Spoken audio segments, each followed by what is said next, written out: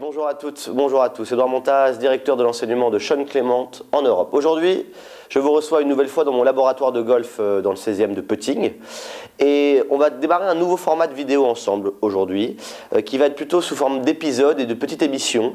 On va pouvoir aborder ensemble des sujets qui sont autres que la technique que j'enseigne, mais surtout le golf en lui-même, notamment les joueurs professionnels, les champions, le matériel, des choses comme ça. Alors, cette première émission a démarré parce que je reçois pas mal de questions entre vous, et il y en a une qui m'a vraiment interpellé sur Tiger Woods, parce que vous savez qu'en ce moment pour Tiger Woods, les choses ne sont pas si simples que ça. Et la question justement que je reçois, c'est est-ce que Tiger Woods va revenir, oui ou non? Donc on démarre tout de suite sur ce sujet.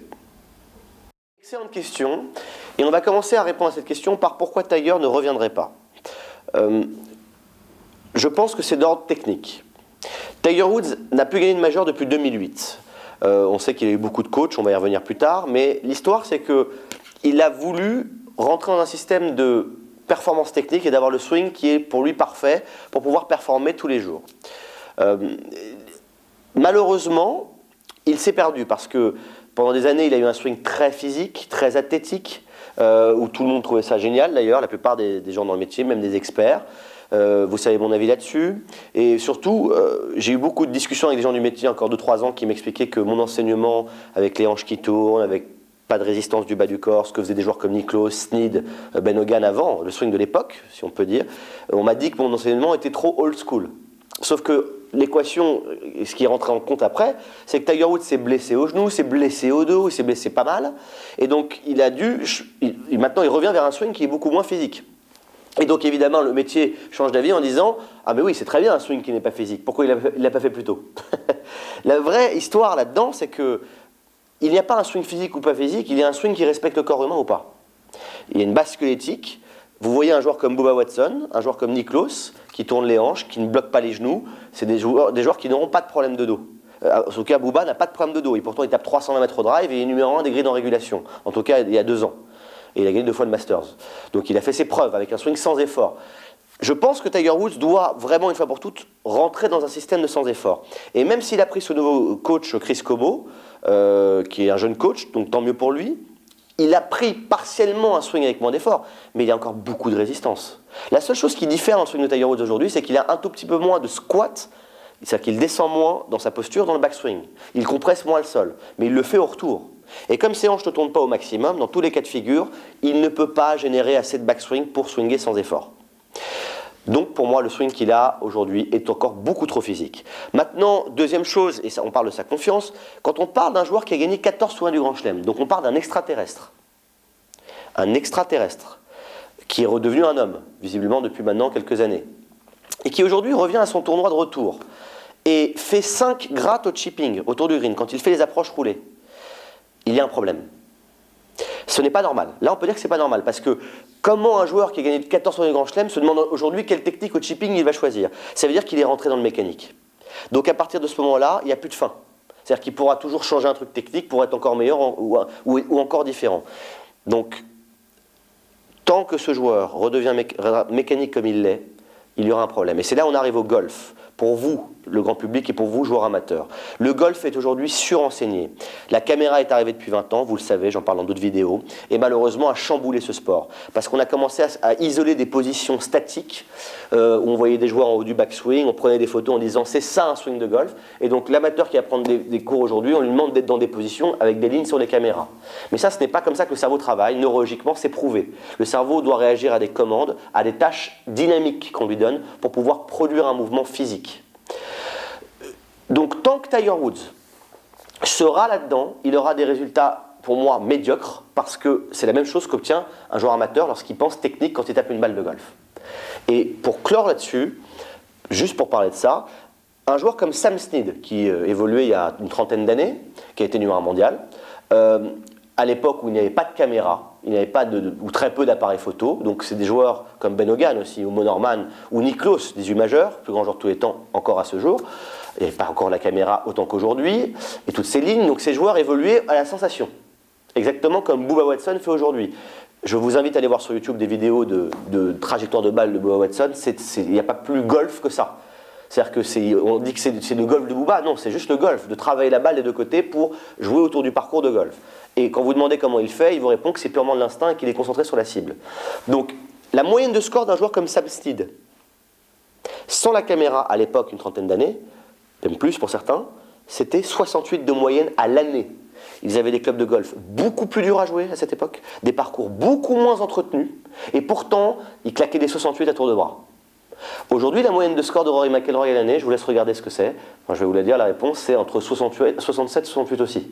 Alors qu'il a des préparateurs physiques, des caméras de partout, de la cavesse, toutes ces choses, tous ces outils qui vous permettent, bien évidemment, d'apprendre des choses, mais qui rendent le golf trop compliqué. Vous comprenez ce que je veux dire? Donc, si des joueurs des générations différentes ont les mêmes résultats, ça veut dire que certaines choses aujourd'hui ne sont peut-être pas nécessaires. La seule chose dont Tiger a besoin aujourd'hui, et on va y revenir dans la réponse 2, c'est de redevenir un enfant. On arrive à la deuxième partie de la question. Pourquoi Tiger va revenir, ou doit revenir, ou peut revenir?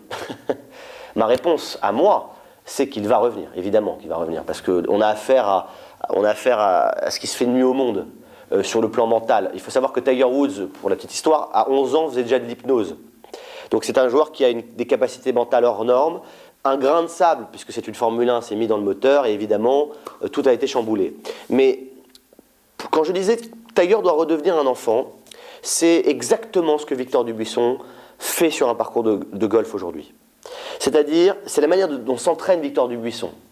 C'est-à-dire, aller sur le parcours, travailler les trajectoires de balles, chercher à claquer des scores, prendre du plaisir à jouer, coup par coup, et voir à la fin ce que ça donne comme résultat. Et plus passer 4h30 au practice à se demander si son swing est juste. Chaque swing que vous ferez est une réponse à une trajectoire de balle. Si vous changez de trajectoire de balle, ou d'image, ou de profondeur, ou de cible, si le vent varie, si le lie n'est plus le même, ce n'est pas exactement le même swing de golf. Donc chercher à être dans le plan, c'est manipuler techniquement son swing de golf. Donc si on arrive, et c'est important qu'on en parle, à Tiger Woods qui redevient un enfant, ça veut dire que avant même de savoir ce qu'était la technique, Tiger Woods jouait au golf. Puisqu'il a commencé le golf dès qu'il a pu marcher. Je suppose qu'à cette époque-là, on ne lui parlait pas d'un angle d'attaque tangentiel et d'un club armé verticalement et d'avoir du retard et de revenir de l'intérieur. Je suppose. Je peux me tromper. Mais en tout cas, une chose est sûre, c'est qu'il n'était pas autant technico-centré qu'aujourd'hui. Tout le métier a suivi, c'est pour cela que les amateurs parfois souffrent sur les parcours de golf aussi. C'est pour cela que moi, en tant que joueur, avant de devenir prof de golf, j'ai eu des difficultés, parce que je tombais sur des très bons enseignants, mais qui voulaient trop bien faire. Donc ils m'apprenaient trop de choses techniques, et qui me séparaient de la cible. C'est pour ça que Sean Clement a changé ma vie, d'accord? Et que j'essaye de changer votre golf à ma manière quand vous regardez mes vidéos. Donc, je vais vous donner une analogie qui est très parlante, en tout cas pour moi. On va revenir au monde des animaux, monde merveilleux, du lion. Donc un lion qui a faim, d'accord, arrive dans la savane, se cache derrière un bush, attend qu'une antilope passe. L'antilope arrive. Le lion attend et part derrière l'antilope et commence à la courser. Une fois de temps en temps, ça peut arriver que l'antilope soit plus rapide que le lion. Donc elle s'en va. Il n'arrive pas à la chasser. Est-ce que vous pensez que le lion va s'arrêter et se dire « mais qu'est-ce que j'ai fait de mal? Qu'est-ce que j'ai fait de mal ?» Est-ce qu'il va se juger en disant « mais est-ce que j'étais pas bien dans mon backswing? Est-ce que j'ai pas appuyé sur ma jambe droite pour courir mieux? Est-ce que j'aurais pu sauter plus avec ma jambe avant ?» Non. Il va juste constater qu'il n'a pas encore pu manger, il va aller se cacher derrière un autre buisson et va attendre une autre antilope, jusqu'à temps qu'il mange. Et bien cette mentalité du coup par coup, c'est ce que vous devez vivre sur un parcours de golf, et c'est ce que Tiger doit vivre sur un parcours de golf.